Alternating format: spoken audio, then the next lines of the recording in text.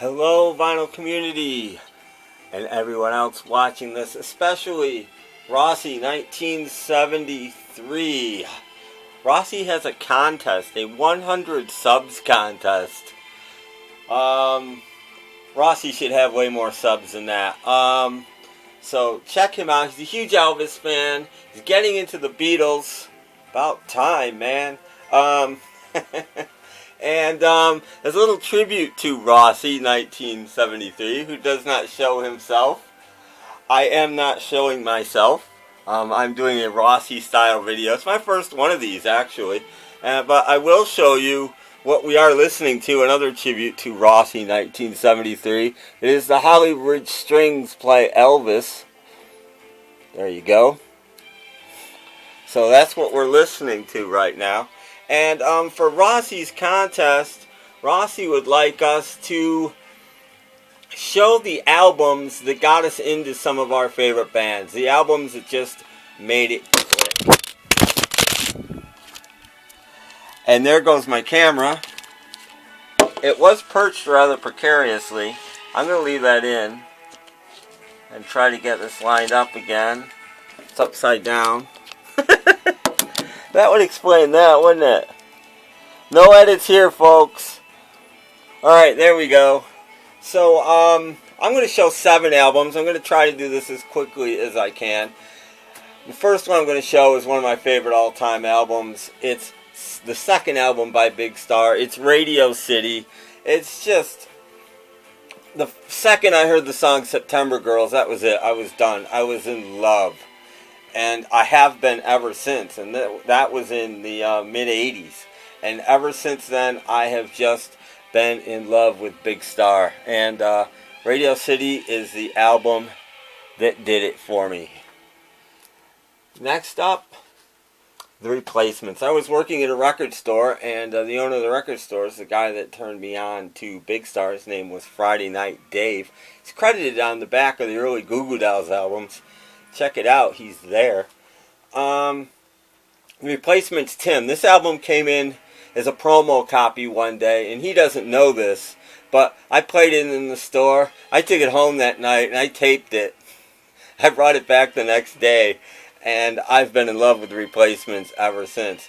Just, what an album. It's leaps and bounds ahead, production-wise, of what they've been doing. I was vaguely aware of the Replacements, but not really. Wasn't aware of Big Star at all.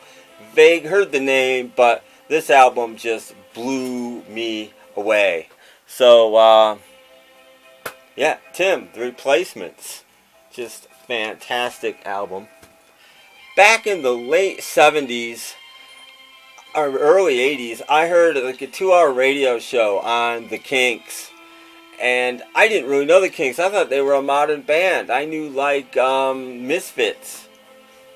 And maybe Superman was out. Maybe Superman wasn't even out yet. It might have been like 78 when I heard this. And found me a copy of the Kinks Chronicles. And love every song on this. I know it's not a proper album. It's a greatest hits.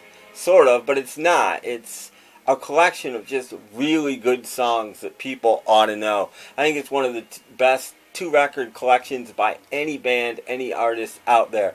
And the first time I heard it, once again, it hooked me. I was a Kinks fan from this moment on. Next up, I was aware of the Smithereens. I knew their first album. I knew Green.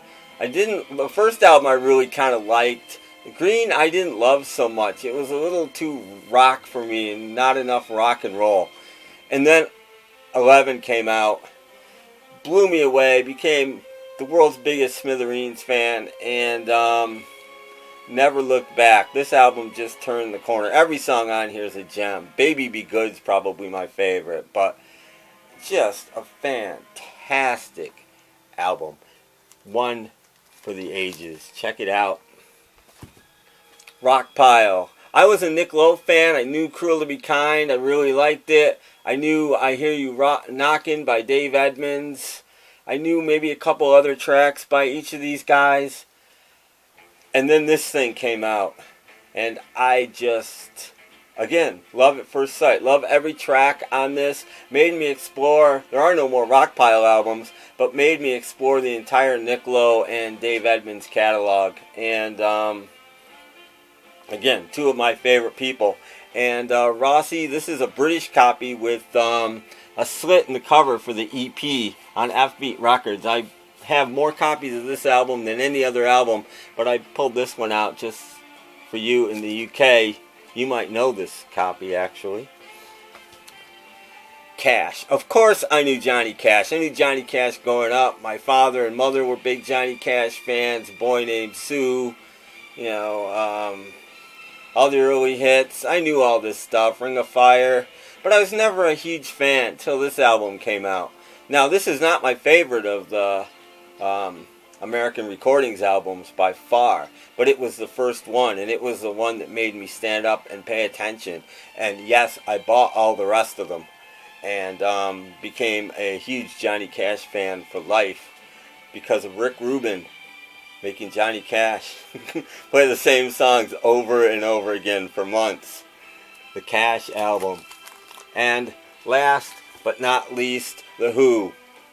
I was a Who fan. I mean, I knew Meaty Beaty Big and Bouncy. I knew the hits. But I wasn't like a huge Who fan. And one day I walked into a Goodwill, and this was 50 cents. It still got the shrink on it. Still got the hype sticker on it.